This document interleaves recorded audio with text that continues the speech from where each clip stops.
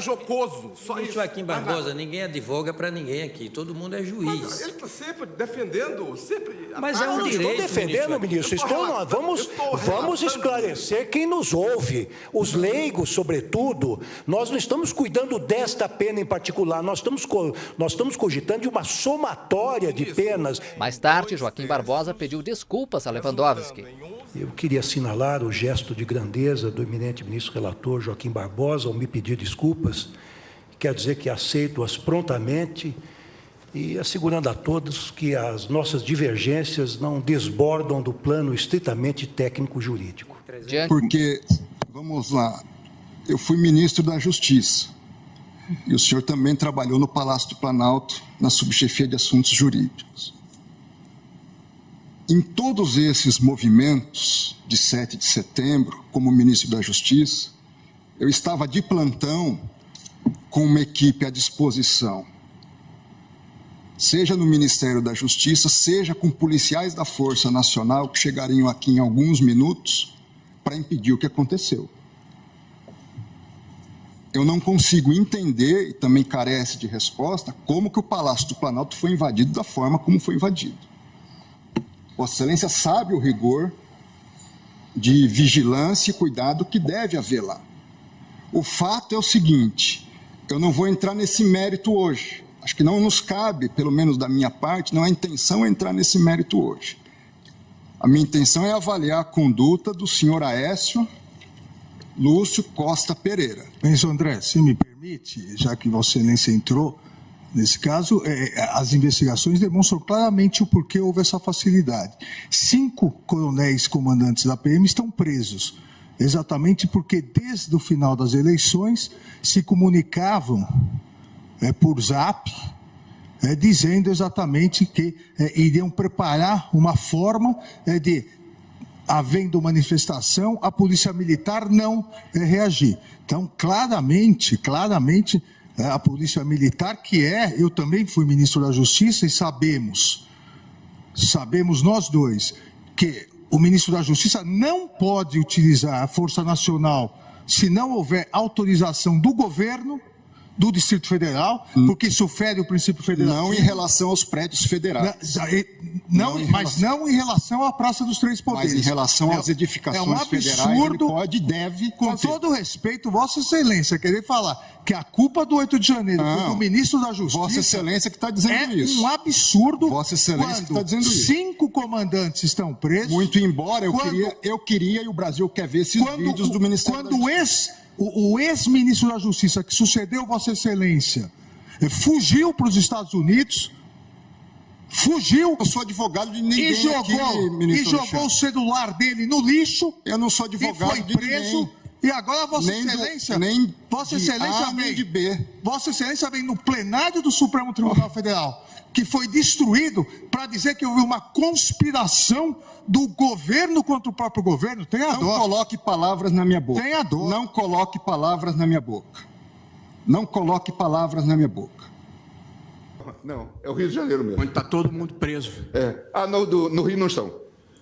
Não, mas sim, aliás, nós prendemos, tem gente que solta. Veja o caso. Solta cumprindo a Constituição. Quem gosta de prender? Vossa Excelência, quando chegou aqui, soltou Zé Dirceu.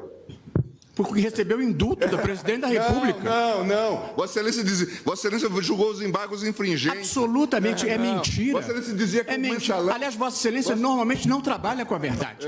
Então, gostaria de dizer que José Dirceu foi solto por indulto da presidente da República. E Vossa Excelência está fazendo um comício que não tem nada a ver com extinção de Tribunal de Contas no Ceará. Tem sim. Vossa Excelência está queixoso porque perdeu o caso dos precatórios e está ocupando o tempo do plenário com um assunto que não é pertinente para destilar esse ódio constante que Vossa Excelência tem e agora o dirige contra o Rio. Vossa Excelência devia ouvir a última música do Chico Buarque. A raiva é filha do medo e mãe da covardia. Vossa Excelência fica destilando ódio o tempo inteiro, não julga, não fala coisas racionais, articuladas.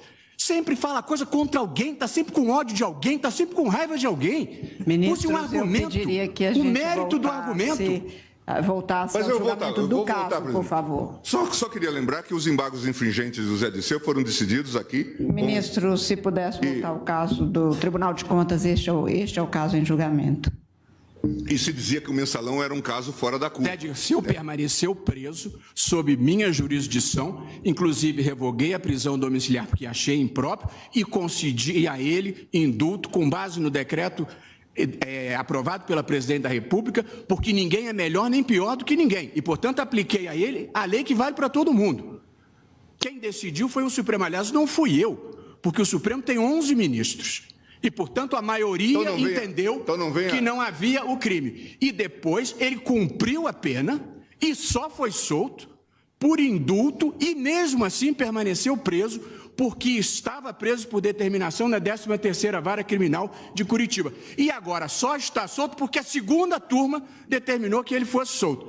Portanto, não transfira para mim esta parceria que Vossa Excelência tem com a leniência em relação à criminalidade do colarinho branco. Imagine. Ministro, eu peço por gentileza, estamos no plenário de um Supremo Tribunal e eu gostaria que... A decisão partidária tem a ver com a decisão que nós produzimos. A tal da portabilidade, esse neologismo, também. Então, vejam a consequência desse tipo de situação. Tem menor dúvida aqui, eu já disse no meu voto, me parece inconstitucional, tem que haver transparência. Mas é claro que continua a haver graves problemas. E é claro que naquela decisão nós fomos embaídos. A própria OAB, por algo que vamos resolver o problema na esfera eleitoral. É preciso que a gente denuncie isto. Que a gente anteveja esse tipo de manobra. Porque não se pode fazer isso com o Supremo Tribunal Federal. Agora eu vou dar uma desperto e vou conseguir a decisão do aborto. De preferência, na turma com 3 ministros. Aí a gente faz um 2-1. E deixa de fora desse seu mau sentimento. Você é uma pessoa horrível, uma mistura do mal com atraso e pitadas de psicopatia. Isso não tem nada a ver com o que está sendo julgado. É um absurdo, Vossa Excelência, aqui, fazer um comício cheio de ofensas, grosserias. Vossa Excelência não consegue articular um argumento, fica procurando, já ofendeu a presidente, já ofendeu o ministro Fux, agora chegou a mim. A vida para Vossa Excelência é ofender as pessoas, não tem nenhuma ideia. Não tem nenhuma ideia, nenhuma. Só ofende as pessoas, ofende as pessoas. Qual é a sua ideia? Qual é a sua proposta? Nenhuma. É bilis, ódio, mau sentimento, mal secreto. É uma coisa horrível. Vossa Excelência nos envergonha. Vossa Excelência é uma desonra para o tribunal, uma desonra para todos nós. Um temperamento agressivo, grosseiro, rude. É péssimo isso. Vossa Excelência sozinho desmoraliza o tribunal. É muito ruim, é muito penoso para todos nós. Temos que conviver com Vossa Excelência aqui. Não tem ideia, não tem patriotismo, está sempre atrás de algum interesse que não é o da justiça. Uma coisa horrorosa. Uma coisa horrorosa, uma vergonha, um constrangimento. É muito feio isso. Isso é um Supremo Tribunal Federal. Presidente, eu estou com a palavra e continuo. Presidente, por favor. Estou com a palavra e continuo. Para o voto, então, não, estou com a palavra e continuo, presidente. Está suspenso ou não está? Está suspensa a sessão. Eu continuo com a palavra, presidente. Eu continuo com a palavra. Presidente, eu vou recomendar ao ministro Barroso que feche o seu escritório. Feche o seu escritório de advocacia. Pensa a sessão, está suspensa a sessão. Sobre o mérito. Vossa Excelência querer me ensinar como eu devo votar. Só falta essa.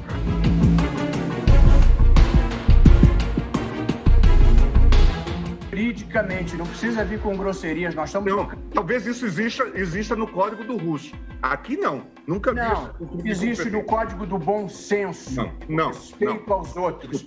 Se um colega acha uma coisa e outro acha outra, é um terceiro que tem que decidir. E não Acabei de provar que o órgão que tinha competência para isso era a turma. Não sei. Não isso.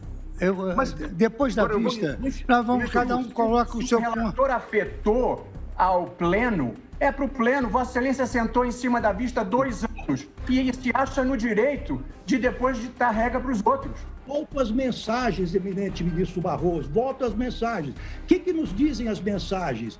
Que os procuradores de Curitiba estavam acertando clandestinamente negociações com autoridades estrangeiras. Eu pensei que Vossa Excelência fosse garantista, essa é uma prova ilícita, colhida mediante o crime. Mas pode ser ilícita, mas enfim, foi amplamente veiculado e não foi adequadamente, a meu ver, contestado. Até a Polícia Federal não atestou a autenticidade dessas provas. Atestou a integridade da cadeia de custódia e só não pôde completar a perícia. Mas é produto de crime, ministro.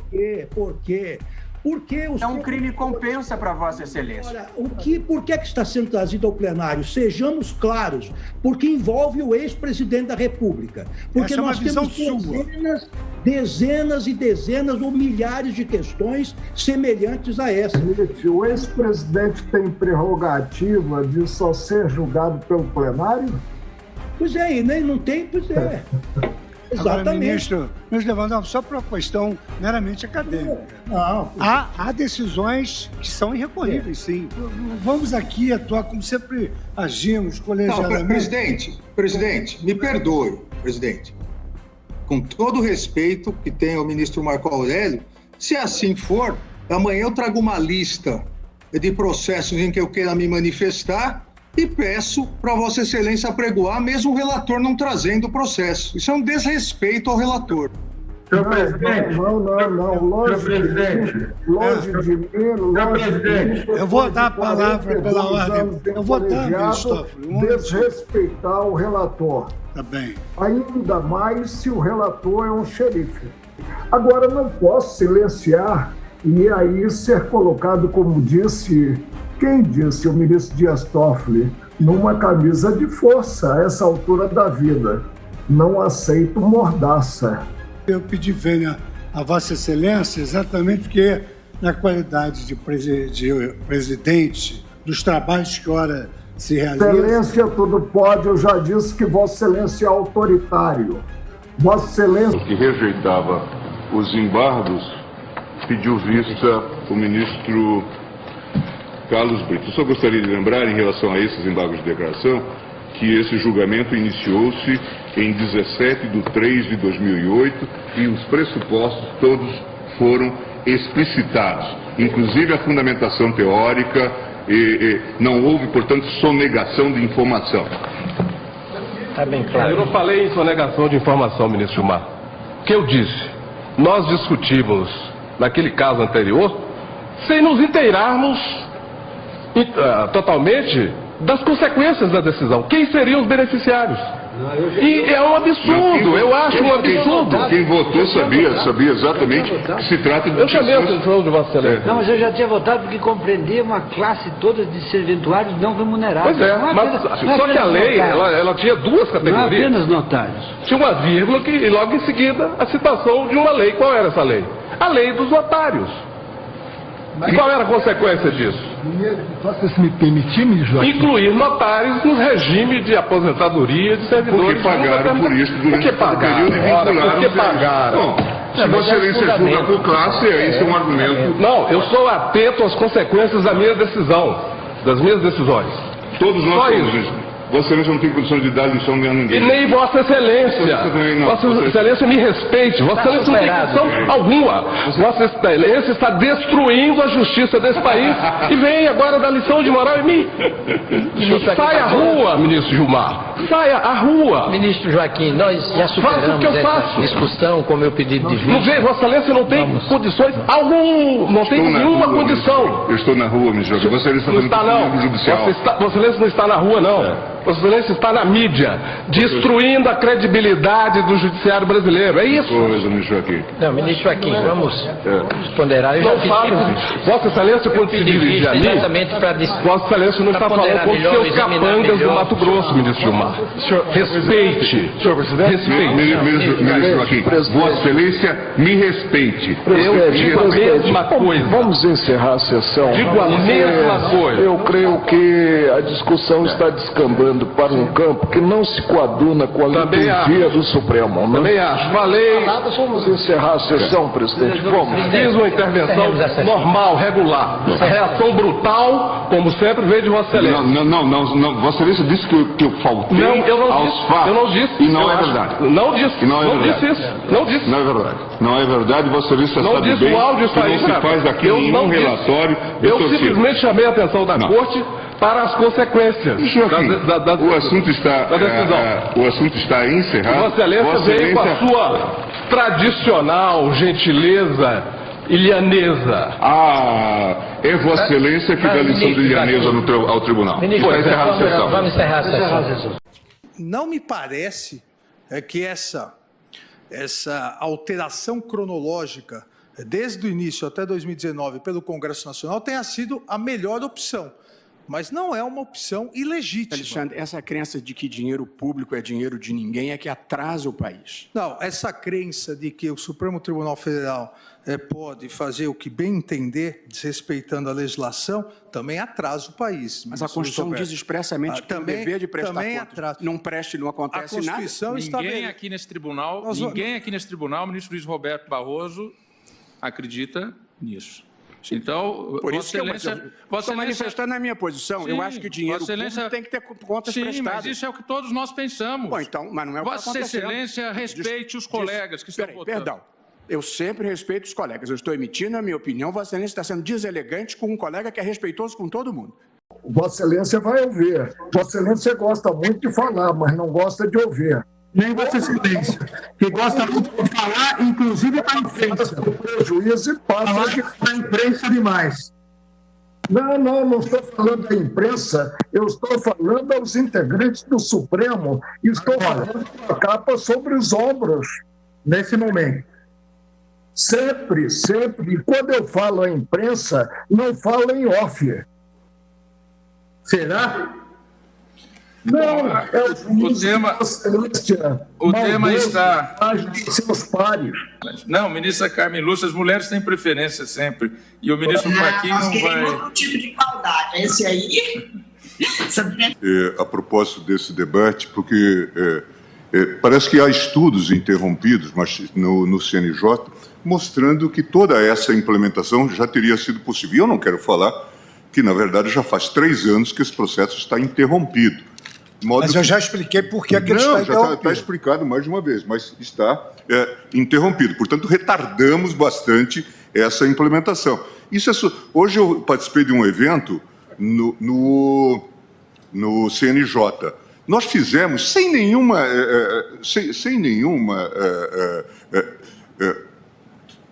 paralisação e coisa assim, os juizados especiais federais, combinando com a Justiça como que seria feito. E foi implementado, e é um caso de êxito. Mas que, só pela ordem. Não vamos exagerar. Paramos 3 anos isso. Paramos 3 anos isso. Paramos 3 anos isso porque era necessário e é preciso parar mais ainda. Agora, deixa eu lhe dizer. Então vamos dizer que pare sempre, que não se faça. Se esse é o objetivo. Espero fique mais sério. Não dá. O objetivo é de enfrentar com responsabilidade os temas sem torná-los midiáticos. Eu escutei com paciência, Vossa Excelência, mas deixa eu lhe dizer. Ontem Vossa Excelência falou da qualidade legislativa. Não quero ficar discutindo isso. Eu não falei da qualidade, eu falei do caso. Nós validamos essa lei da ficha limpa, que criou, inclusive, um tipo de obstáculo móvel. 8 anos. Vossa Excelência foi relator. 8 anos que são móveis no tempo. Eu já falei que essa lei foi feita por bêbados. E tal. Não obstante, nós validamos. Agora, todo o argumento é em torno dessa questão, 2 deputados ou 3 deputados, uma comissão de deputados. Essa lei foi aprovada por mais de 400 deputados. Então, se qualquer um que ficar com ruído, dor de barriga na Câmara, achar que temos que parar no Supremo Tribunal Federal, nós vamos suspender todas as leis. Não, sabe, é só para dizer que a gente escuta todas essas coisas, mas, de fato, vamos julgar o caso. É constitucional ou é inconstitucional? O que é possível implementar? Sabe, que todos nós temos a inteligência mínima para estarmos aqui. Ministro Gilmar, essa temática, que é uma temática inerente ao Supremo, ela foi explorada negativamente de uma tal maneira que me impôs uma responsabilidade muito grande de expor as razões pelas quais eu decidi como decidi. Ontem eu não falei de má qualidade legislativa. Ontem eu falei de um erro legístico que se encontra nessa lei. Vossa Excelência que falou de lei criada por bêbados. Eu nunca falei isso. Eu disse que houve um erro legístico. Já falei isso lá no TSE e tenho certeza. Lei mal feita. Agora, nem por isso declaramos a inconstitucional. Mas eu admiro a sinceridade de Vossa Excelência. Não, e sempre será. E Vossa Excelência pode esperar durante o julgamento a minha sinceridade. Esse não é. Eu não tenho medo de sinceridade. Eu olho no olho e pode esperar. Debate, não tenho medo de coisa nenhuma. Agora, eu vou falar a minha verdade. Não de minha parte e não por minha parte haveria isenção de responsabilidade. Mas, após o julgamento do Supremo, surgiram vozes na sociedade dizendo que a pena teria sido excessiva. Eu cito nesse sentido entrevista dada ao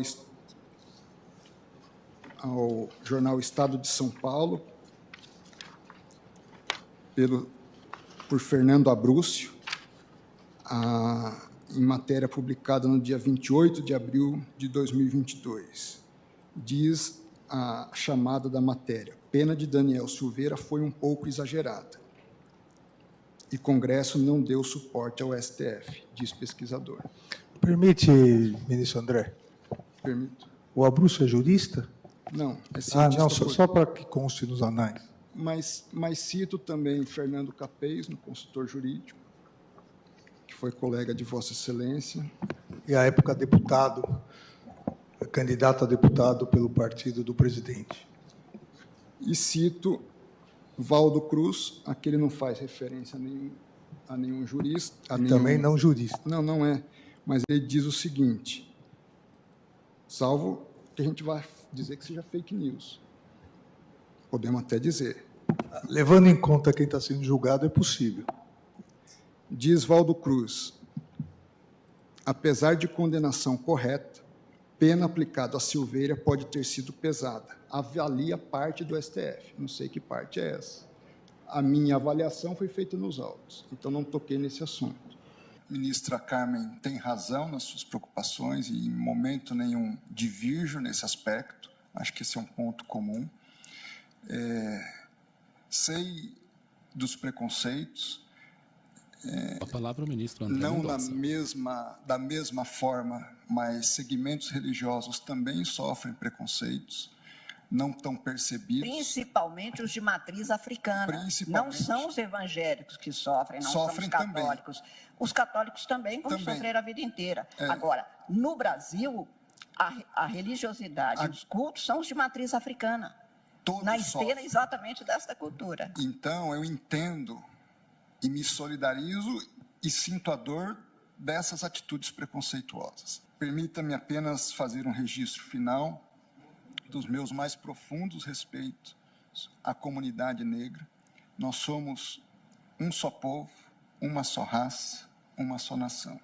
Mas apenas para dizer, ministro André, e aí como uma das iguais brasileiras de um só povo, que nós mulheres, os negros, os indígenas, os deficientes, entre tantos outros, somos parte deste povo, que não é um só, porque a Constituição garante a igualdade na forma, mas é uma construção permanente e pode ter certeza que quando eu digo que a gente sofre discriminação, é um sofrimento na nossa dignidade. Somos mesmo um povo com muitas desigualdades.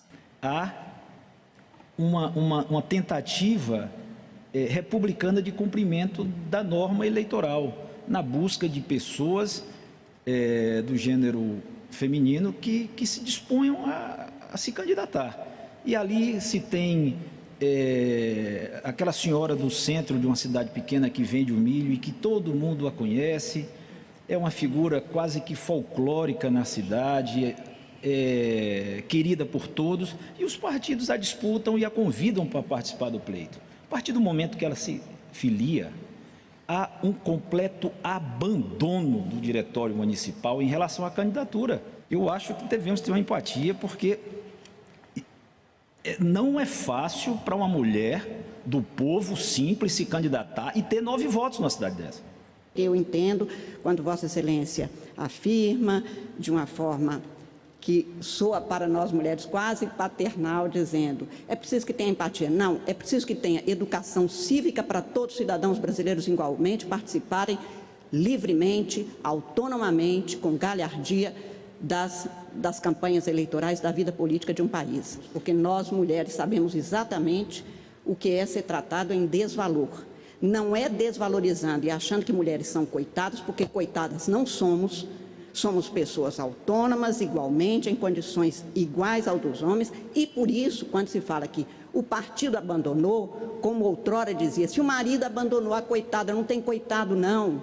Muitas vezes coitados são homens e ninguém assim considera. A desigualdade, ministro, está nesse tipo de tratamento. Nós não queremos